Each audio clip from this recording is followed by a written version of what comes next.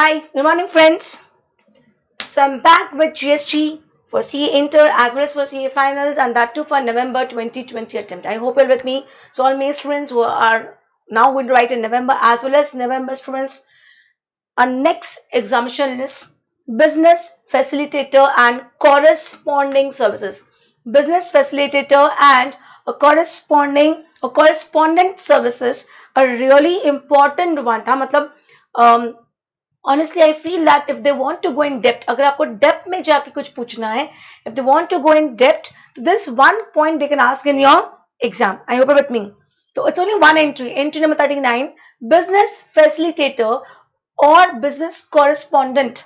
अलग दो वर्ड है, सी नाम से क्लियर है. बिजनेस फैसिलिटेटर का मतलब होता है the one who is helping you, facilitating you in doing your business. हमें क्लियर? बिजनेस फैसिलिटेटर क्या लिखा है? Let's understand. Entry number 39. Business facilitator or correspondent.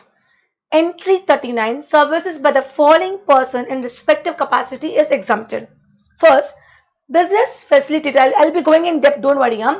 Business facilitator or a business correspondent to whom? To a banking company with respect to accounts in rural area branch. Don't worry, I'll explain you. B.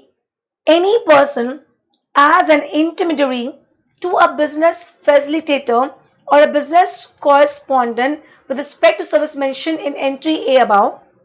And third, business facilitator or a business correspondent to an insurance company in a rural area. Samjho what is happening over here. See, understand. Basically, they are talking about services to banking company and services to insurance company. Understand? Practically, for a banking company, it is not possible to open their branches at each and every rural areas. Her rural area में अपनी branch खोल नहीं सकते हैं क्योंकि उतने clients उतने customers होंगे नहीं जितना एक्सपेंसेस लग जाएगा टू रन अ ब्रांच. तो what they do, they appoint business facilitators और बिजनेस कॉरेस्पॉन्डेंट. मैं अभी पॉइंट नंबर ए पढ़ा रही हूँ, एक एक करके आगे बढ़ेंगे ए बी सी. अब मैं तो बैंकिंग कंपनी क्या करती है? बिजनेस फैसिलिटेटर्स या बिजनेस कॉरेस्पॉन्डेंट्स को क्या करती है? अपॉइंट करती है. और ये लोग क्या कर रहे हैं?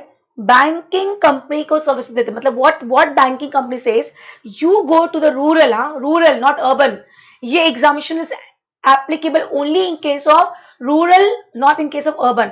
अर्बन में ब्रांचेस है, urban bank can manage on their own, so we are not talking about urban area, we're talking about rural areas. Now what I'm trying to say over here is कि banking company है ने क्या किया, business facilitator को उसको जाके बोला, business correspondent को जाके बोला, आप जाओ, आप रूरल एरिया में जाओ, आप क्लाइंट बनवाओ, आप हमारे बैंक में उनका अकाउंट खुलवाओ एंड हम आपको कमीशन देंगे. मतलब this people are giving services to the bank. These people are giving services to the bank. In return में बैंक क्या पे करेगा उनको? कंसीडरेशन पे करेगा. तो देखा जाए तो it meets my supply definition of 7(1)(a.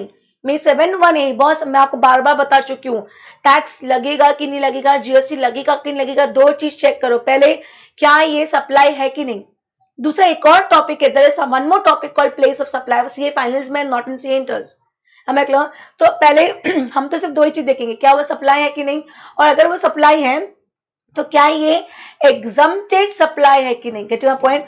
तो पहली बात सप्लाई तो है, बिजनेस फैसिलिटेटर है जो अपनी सर्विसेज दे रहा है. किसको दे रहा है? बैंक को दे रहा है. बैंक रिटर्न में क्या पे कर रहा है? कमीशन पे कर रहा है, कंसेशन दे रहा है, उस पर जीएसटी लगना चाहिए, पर क्या करके रखा है? एग्जाम करके रखा है. हमें क्लियर? वन बाय वन अब नीचे आते हैं, थोड़ा थोड़ा धीरे धीरे आगे बढ़ते हैं. बाद में बीएनसी स्लोली लेती हूँ.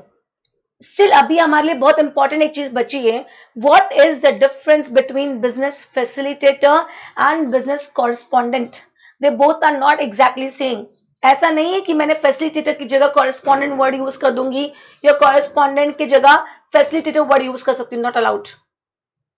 It's still a big challenge for India. I'm reading the first para below. It's still a big challenge in India to make the financial services accessible in rural areas. In many rural areas, either there are no banks or number of banks is insufficient.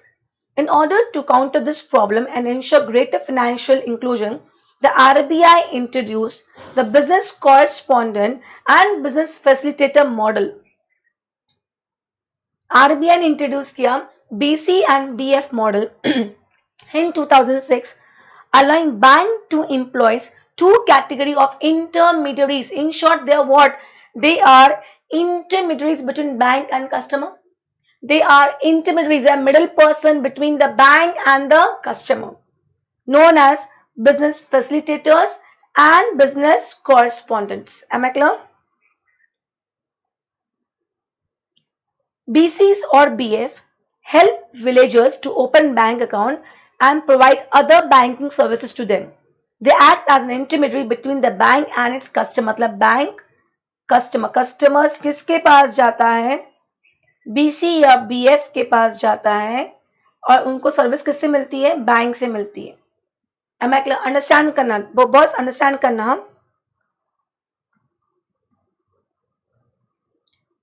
If I talk about this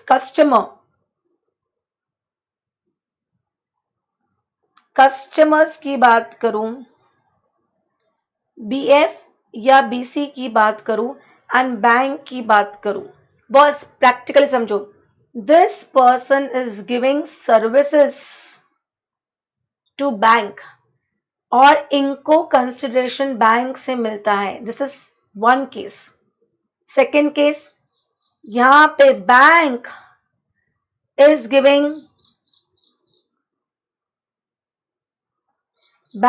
is giving services to the customer and customer is paying consideration to banks. This is 2.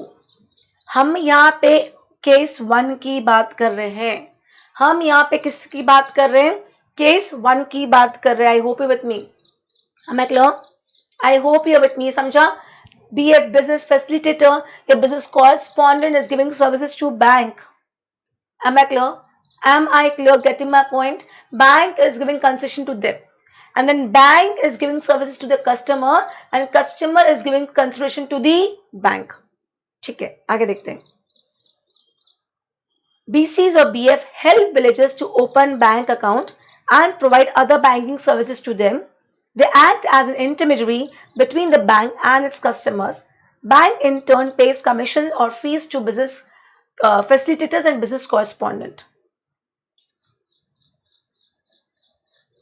According to RBI guidelines, while the business correspondent are permitted to carry out, see देखना अब BC and BF का difference समझाया गया है यहाँ पे.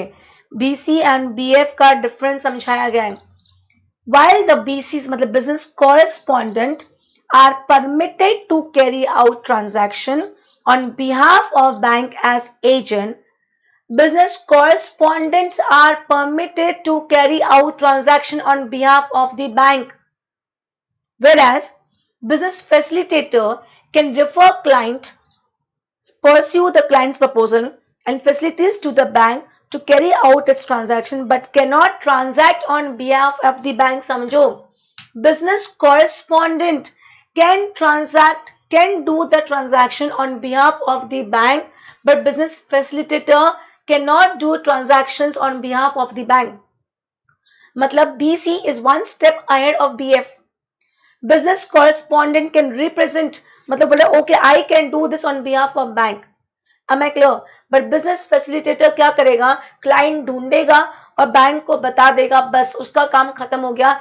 He cannot enter into transaction on behalf of the bank. This is the difference between BC and BF. Am I clear? As per guidelines, RBI guidelines, banks may pay reasonable commission or fees to business correspondent in respect to the service provided by business correspondent to the customer. However, business correspondent are specifically prohibited from directly charging any fee to the customer for services rendered by them on behalf of the bank. Boss, business correspondent bank के behalf पे transaction कर सकता है पर कोई फी उनको directly charge नहीं कर सकता है. क्या लिखा है? Again I'm repeating, BC are specifically prohibited from directly charging any fee to the customers for services rendering by them on behalf of the bank. Instead the bank but not BC are permitted to collect reasonable charges from the customer for such services in a transparent manner. Though BC is doing transaction, though BC is doing transaction on behalf of the bank, BC cannot collect a single penny. Whatever collection will be done, it will be done by bank to ensure transparency है. See क्या होता है, यार BC बोल रहा है 1000 रुपए का काम है और बैंक के हिसाब से 800 का ही था, तो BC ने कस्टमर से 1000 ले लिया है, बैंक को 800 दे दिए, 200 उसने इनडायरेक्ट अपनी इनकम बढ़ा ली, वो सब अलाउड नहीं है. इसीलिए बोला है कि आप कर दो हमारे बिहाफ पे, हम आपको ये अथॉरिटी देते हैं that you can do this work on our behalf, but you are not allowed to collect a single penny. Whatever money will be collected, that will be collected only by bank, so that there is transparency. Customer will have no dicey in the mind that pata nahi I am paying the right amount or not, or am I paying to the right person or not. Am I clear? Can I go ahead? The arrangement of bank with the BC specify the requirement that transactions are accounted for and reflected in the bank's books by the end of the day or the next working day, and all agreements or contracts with the customer shall clearly specify that bank is responsible to the customer for acts and omissions and commission of business facilitator or business correspondent. वापस repeat कर रही हूँ, क्या लिखा है? The arrangements of bank with BC specify the requirement that transactions are accounted for and reflected in the bank's book. मतलब आपने दिन भर में जितने भी transactions किए वो बैंक बुक्स में या तो एंड ऑफ द डे या मैक्स नेक्स्ट वर्किंग डे तक आ जाने चाहिए. मतलब आपको डेली की डेली एंट्री करनी पड़ेगी. And all agreements and all contracts with the customer clearly लिखा होना चाहिए कि it is all responsible of the bank. Hence, in BF model and BC model, the banking company is a service provider to the ultimate customer. I've already told you. Banking company is giving services to the ultimate customer, and the banking company is liable to pay GST on the entire value of service charged or fee charged to the customer, whether or not via BF or BCC. जब bank सी simple logic है, क्या बोला? Banking company is giving services to the customer. Banking company is giving services to the customer. मतलब banking company कौन हो गया? Supplier हो गया. कस्टमर कौन हो गए? रेसिपेंट हो गए. और हमको ऑलरेडी मालूम है कि इनडायरेक्ट टैक्स में क्या होता है? FCM होता है, फॉरवर्ड चार्ज मैकेनिज्म होता है. Banking company will collect GST from the customer and पे टू द गवर्नमेंट. तो अगेन मैं ये राइट पढ़ लूं, इररिस्पेक्टिव ऑफ द फैक्ट कि इन दोनों के बीच में BF BC हो या ना हो, it does not matter. Banking company and and customer के बीच में BF BC हो या ना हो, इट डज नॉट मैटर. मैं क्लियर? क्या लिखा है? हेंस अगेन ये पैरा पढ़ दूं. Again I am reading this para. Hence in BF model or BC model, the banking company is a service provided to the ultimate customer. Banking company is service provided to the ultimate customer, and the banking company is liable to pay GST on the entire value of service or fee charged to the customer. Am I clear? Entire value. Am I clear? Entire. Irrespective of the fact whether there is a BC or whether there is no BC. I hope I'm very clear to you. आगे बढ़ते हैं. Further, services provided by BF or BC to a banking company with respect to accounts in his rural area branch and service provider. अब आगे आते हैं. अपन अभी तक A point पढ़ा है, अब अपन B भी पढ़ते साथ साथ. A पढ़ा था, समझना. A एंड B, अभी C में बाद में जाऊंगी क्योंकि A एंड B बैंकिंग की बात करती है और C इंश्योरेंस कंपनी की बात करती है. समझना. Business facilitator is giving business facilitator बोल दो या business correspondent भी बोल दो, is giving services to, sorry,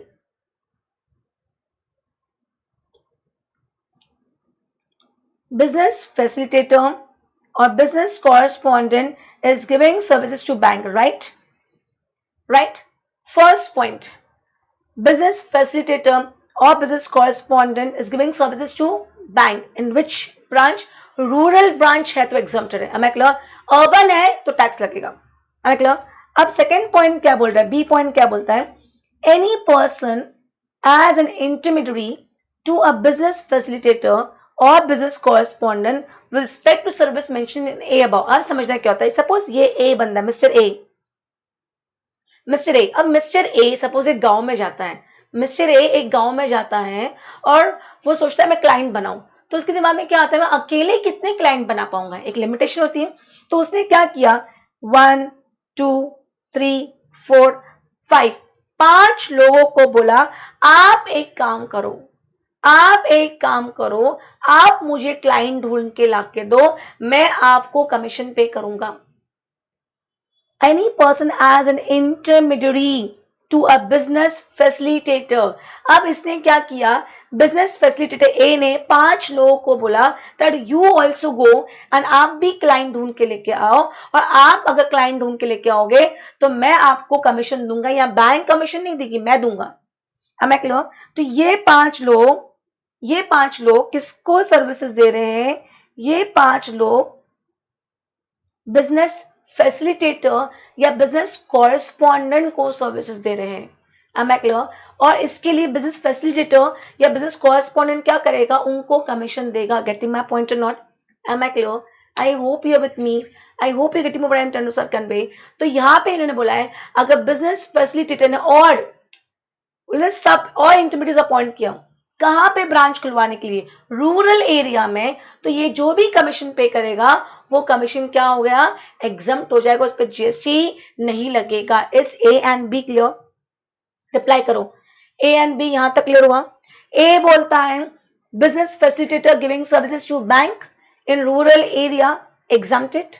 B बोलता है intermediaries giving services to business facilitator business correspondent is exempted. Am I clear? Am I clear? I hope you're with me. और एक और चीज ध्यान रखना, कौन सी सर्विसेज, उस with respect to accounts in that, और कोई सर्विस दे रहा है तो नहीं. हाँ, आज सपोज वहां पे कोई और सर्विस दे रहा है, कौन, बिजनेस फैसिलिटेटर दे रहा है, किसको दे रहा है, बैंक को, वो एग्जाम्प्ट नहीं है, पर सिर्फ उस एरिया में जो ब्रांच में जो अकाउंट्स खुलवाए हैं उससे रिलेटेड एग्जाम्पशन है. सी ध्यान, छोटी छोटी चीजें ध्यान देनी चाहिए. मैं क्लियर? छोटी छोटी चीजें ध्यान देनी चाहिए. उस बैंक मतलब बैंक में अकाउंट खुलवाने से रिलेटेड जो भी सर्विसेज होगी वो एग्जाम्प्ट होगी. ओके, आगे बढ़ते हैं. वेट, स्लोली बढ़ेंगे आगे. हाँ, तो क्या लिखा है, I am reading this point. Further, services provide by business facilitator और business correspondent to a banking company with respect to accounts in rural area branch and services. पहला पॉइंट है, ये ए पॉइंट है, ये ए पॉइंट था हमारा ऊपर.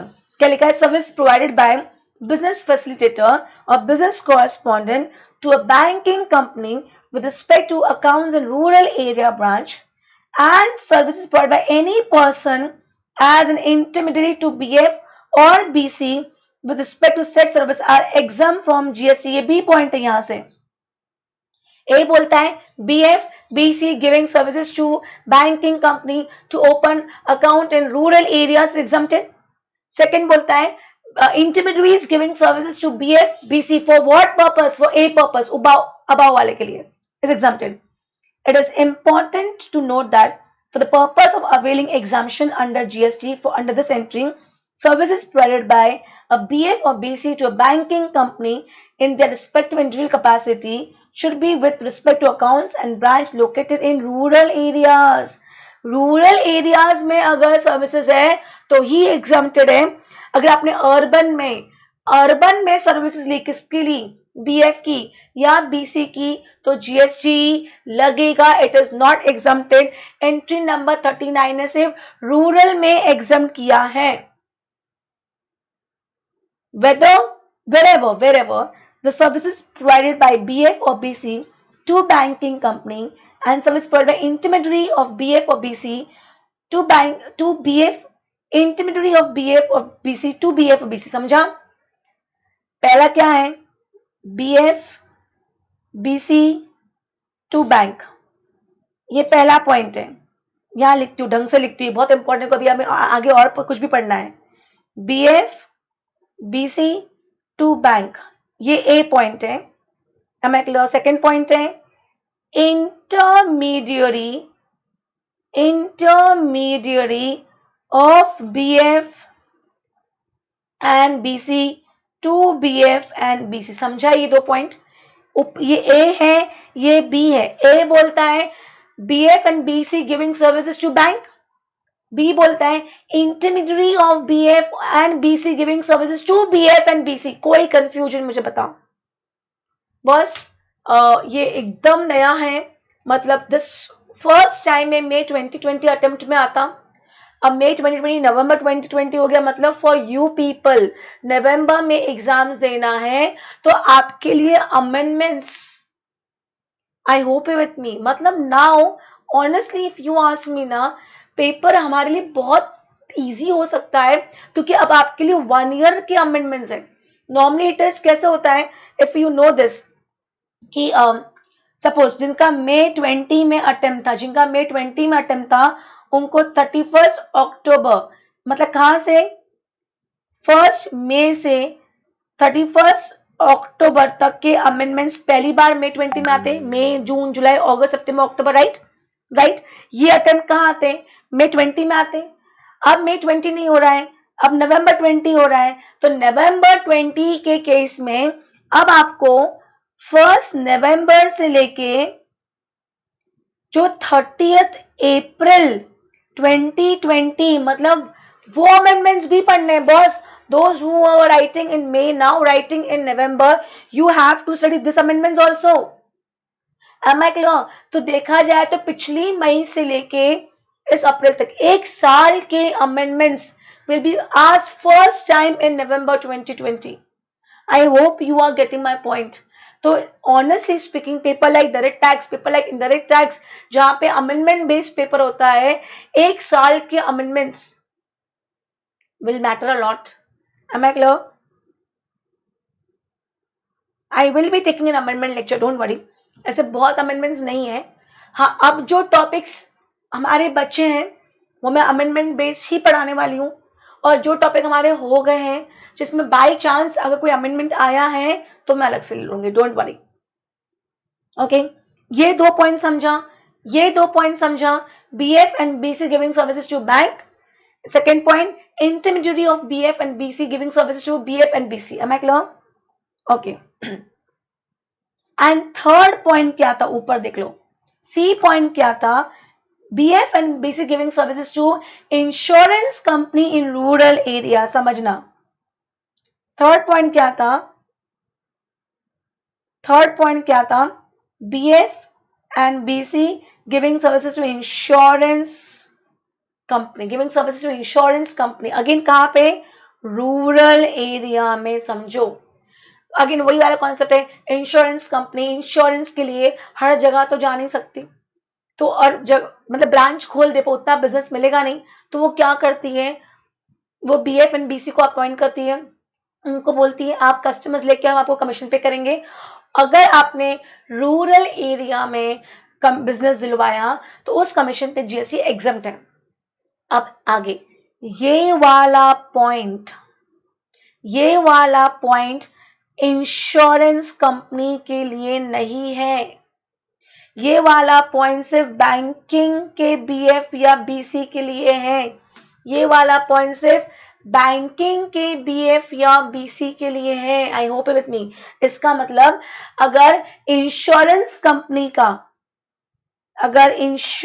कंपनी का intermediary of BF and BC giving services to BF of BC for insurance, इस पे GST लगेगा, भले रूरल ब्रांच में है।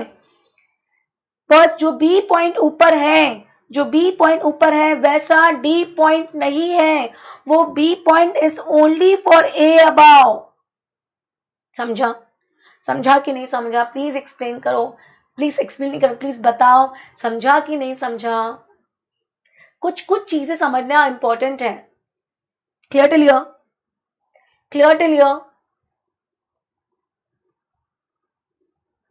Please reply all clear. Okay, आगे बढ़े। तो जहां पे टैक्स लगता है, कहां पे टैक्स लगेगा? अगर ये पहला पॉइंट रूरल में है, नो टैक्स। अर्बन में है, yes tax. Second point, rural में है, नो टैक्स। अर्बन में है, yes tax. Third point, rural में है, नो टैक्स। अर्बन में है, यस टैक्स। और डी पॉइंट तो है ही नहीं। अब क्वेश्चन आता है कि मैम जब टैक्स लगेगा, अज्यूमिंग टैक्स कब लगेगा, अज्यूमिंग टैक्स कब लगेगा, एक सिनेरियो लेके चलते अपन, एक सिनेरियो लेके चलते अपन। बीएफ या बीसी अर्बन में ब्रांच, अर्बन एरिया में हेल्प करके दे रहे बैंकिंग कंपनी को, क्या जीएसटी लगेगा? यस, जीएसटी लगेगा। अब क्वेश्चन आता है जब जीएसटी लगेगा तो टैक्स कौन पे करेगा? क्वेश्चन आता है जब जीएसटी लगेगा तो टैक्स कौन पे करेगा? मतलब क्या एफसीएम लगेगा या आरसीएम लगेगा? क्या एफसीएम लगेगा या आरसीएम लगेगा? हमें ये चेक करना है। मैंने आपको बताया था हमारा वो चैप्टर सबके साथ खत्म हो जाएगा, हमें पता भी नहीं चलेगा। Am I clear? हमारा वो चैप्टर कौन सा वाला चैप्टर? एफसीएम वाला, मतलब who is going to pay tax, who is going to pay tax सबके साथ कब खत्म हो जाएगा पता भी नहीं चलेगा। तो नाउ लेट्स रीड दिस। मैंने थोड़ा सिंप्लीफाई करने की कोशिश की है, वापस उस चैप्टर में जाएंगे। बिजनेस कॉरेस्पॉन्डेंट बीसी अगर किसको सर्विसेज दे रहा है? बैंकिंग कंपनी को। C BC and BF, am I clear? Banking company को, लेट्स गो एक काम करते हो, पहले वो चैप्टर ओपन करते हैं, charge of GST chapter 4 open करो।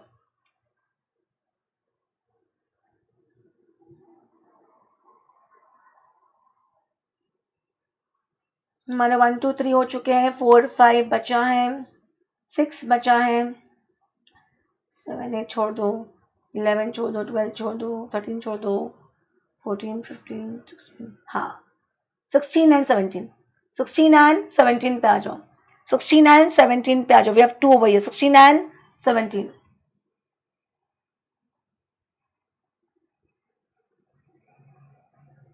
ओके 16 पहले लैंग्वेज यहां की पढ़ते फिर अपन सिंप्लीफाई करेंगे। Services provided by business facilitator to a banking company, मतलब बीएफ टू बैंकिंग कंपनी की बात चल रही है। और एक हमें मालूम है, एक है BC to banking company, right? आपने अपन लोगों ने समझा था बीसी एंड बीएफ के बीच का डिफरेंस। बीसी वो है जो बैंक के बिहाफ पे ट्रांजैक्शन कर सकता है, बीएफ वो है जो कोई ट्रांजैक्शन नहीं कर सकता है। इन शॉर्ट इनका कहना है अगर BF is giving services to bank, RCM लगेगा। A banking company which is located in taxable territory, yes ये इंपॉर्टेंट है। बैंकिंग कंपनी कहाँ होनी चाहिए? टैक्सेबल टेरिटरी में होनी चाहिए, तो आरसीएम लगेगा, नहीं तो फिर एफसीएम लगेगा। क्योंकि अगर बैंकिंग कंपनी टैक्सेबल टेरिटरी में नहीं है तो फिर रजिस्ट्रेशन नंबर नहीं ले पाएगी। Am I clear? I hope you getting my point. Understand कर उसके पीछे कॉन्सेप्ट। जो बीसी है ना, आज जब वो ट्रांजैक्शन कर रहा है बैंक के बिहाफ पे, तो कहीं ना कहीं उसका पेपर वर्क, उसके पास रजिस्ट्रेशन नंबर के चांसेस बहुत ज्यादा हैं। Am I clear? तो इसलिए बीसी को बोला है कि बॉस आपके केस में let's do one thing, you only pay tax. BC giving services to banking company, BC giving services to banking company, FCM लगेगा। देखो मैंने थोड़ा सिंप्लीफाई किया है, मेरे बुक्स में किया है मैंने। BC giving services to banking company, FCM लगेगा।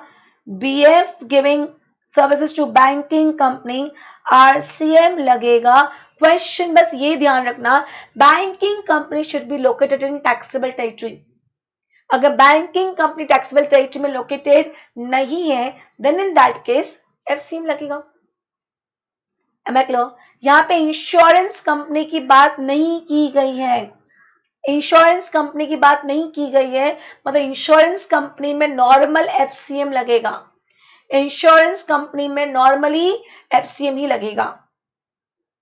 Second point, services provide bye an agent, किसकी बात चाहिए? 17 की बात चाहिए, 16 हो गया हमारा। ओके, मैं यहां लिखती जाती हूं तो अपन फिर अपने नोट से कंपेयर कर लेंगे।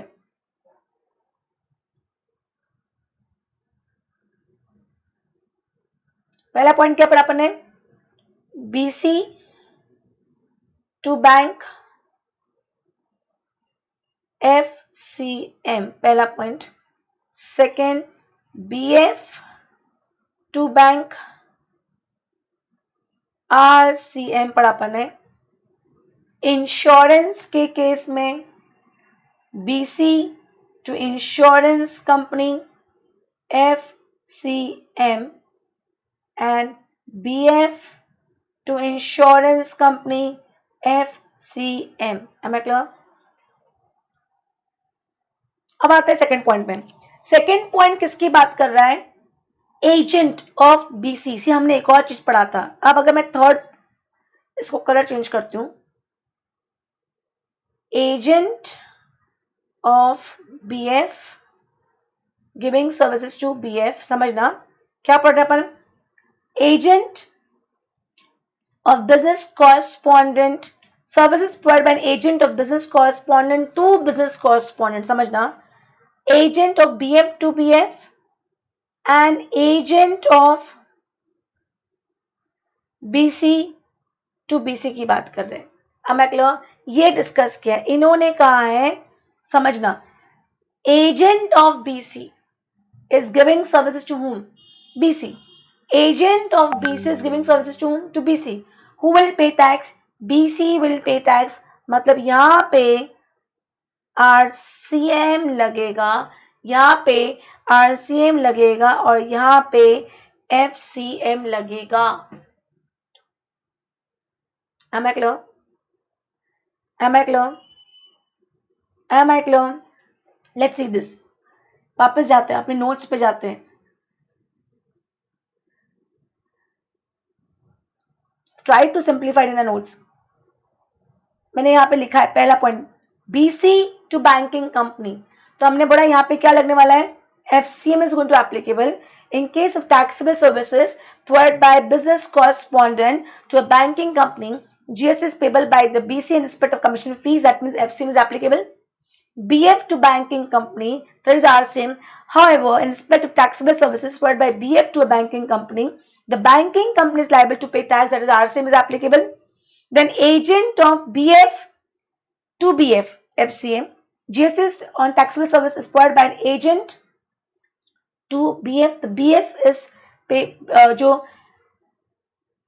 नहीं, BF is payable. Just let me change the language. यहाँ पे क्या लिखेंगे? Just let me confirm. Yes, यहाँ पे क्या लिखेंगे? GST on taxable services provided by an agent of BF to BF. Am I clear? Is payable by said agent. Correct है. Is payable by said agent. मतलब कौन tax pay करेगा? Agent ही tax pay करेगा क्योंकि FCM लगेगा। And fourth case में agent of BC giving services to BC RCM लगेगा। That means कौन टैक्स पे करेगा? बिजनेस कॉरेस्पॉन्डेंट टैक्स पे करेगा। How about GST on taxable services provided by an agent of BC to BC is payable under reverse charge mechanism by BC. Am I very clear? Insurance company के लिए कुछ भी नहीं बोला है, मतलब insurance company के लिए बाय डिफॉल्ट FCM लगने वाला है, फॉरवर्ड चार्ज मैकेनिज्म। और हमने एक और चीज ध्यान रखना, हम जब जब RCM पढ़ते हैं हम ये पढ़ते हैं कि रिसिपेंट कहाँ होना चाहिए? Recipient should be in taxable territory, क्योंकि अगर रिसिपेंट टैक्सेबल टेरिटरी में नहीं हुआ तो नंबर नहीं ले पाएगा। बट अगर रिसिपेंट टैक्सेबल टेरिटरी में नहीं है तो इसका मतलब नहीं कि टैक्स नहीं लगेगा, फिर FCM लगेगा। Am I clear? Am I clear? Is business correspondent or business facilitator services very clear? See boss, अगर पेपर डिफिकल्ट करना हो ना, ये वाला क्वेश्चन वाला टाइम ऑफ सप्लाई में पूछ सकते हैं। क्यों? टाइम ऑफ सप्लाई में आपका जो सेक्शन 13 है, या तो 13(2) लगेगा क्योंकि सर्विस की बात चल रही है, गुड्स की बात नहीं है। Insurance company and banking company की बात चल रही है, सर्विसेज की बात चल रही है, सेक्शन 13 लगेगा। 13(2) लगेगा कि 13(3) लगेगा, आपका टाइम ऑफ सप्लाई उस पर डिपेंड करेगा। तो अगर आपने अपने दिमाग के तार खुले नहीं रखे अगर आपने नहीं समझा, एक बैंक है, ऐसे पूरी कहानी देख रखी होगी, एक बैंक है, बैंक ने बिजनेस फैसिलिटेटर को क्या किया, अपॉइंट किया। इनफैक्ट फैसिलिटेटर वर्ड यूज भी नहीं किया, क्या बोला, एक बंदे को अपॉइंट किया, बोला रूरल ब्रांच में जाके हमारा, रूरल एरिया में जाके हमारे कस्टमर्स बनवाओ। पर हाँ, आप ट्रांजैक्शन कर नहीं सकते हो, आपको आपके हमें बताना पड़ेगा। मतलब इन शॉर्ट किसके बारे में बात चल रही है, बिजनेस फैसिलिटेटर के बारे में बात चल रही है, without using the word BF. मैं क्लियर। और फिर उसको उतना कमीशन पे किया है रूरल के लिए, और फिर बोला अर्बन के लिए इतना कमीशन पे किया। तो बताओ जीएसटी कितना आएगा, तो आपको ये बोलना पड़ेगा कि रूरल तो एग्जम्प्टेड है, अर्बन टैक्सेबल है, और अर्बन टैक्सेबल में क्या लगेगा, आरसीएम लगेगा, तो 13.3 लगेगा, और 13.3 लगेगा तो 13.3 के हिसाब से टाइम ऑफ सप्लाई निकला, उसके हिसाब से ड्यू डेट निकालो। समझा? समझा? I hope you are with me. Yes, sure. Please reply. Reply. Clear? मतलब सी, you have to be a step ahead. आपको पहले से घर पे थॉट दे के चलना चाहिए कि इस क्वेश्चन के लिए हमसे क्या, इस टॉपिक के लिए हमको क्या पूछा जा सकता है। Am I clear? Am I clear? So this completes our business facilitator and business correspondent model, a very important model to be asked first time in November 2020. Okay? Okay. I hope I'm very clear. Correspondent clear. Facilitator clear. Okay. Thank you. Bye-bye. Take care.